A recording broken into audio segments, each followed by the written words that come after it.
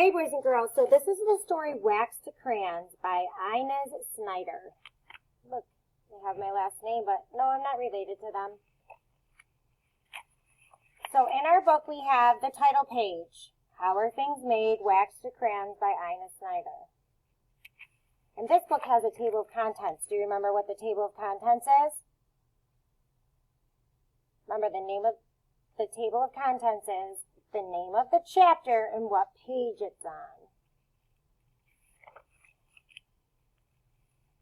Crayons are made from wax.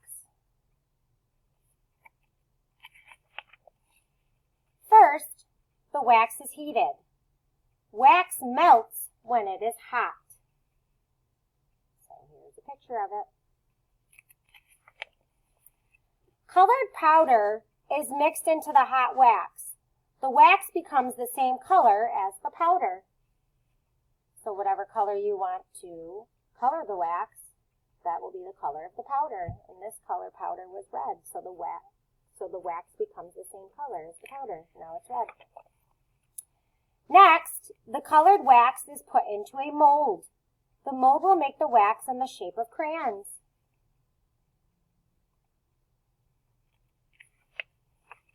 When the wax cools, it becomes hard.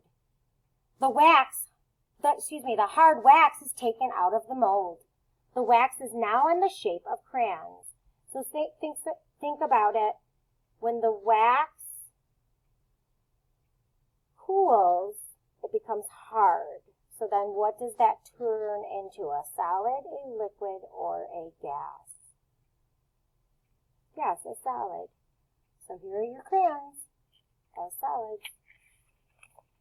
A worker looks at the crayons. He makes sure the crayons are not broken. Let's inspect them. Then someone puts labels on each crayon.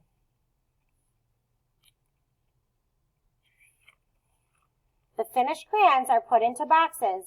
Now the crayons are ready to be used. We use crayons to draw and color on paper. Crayons are fun to use.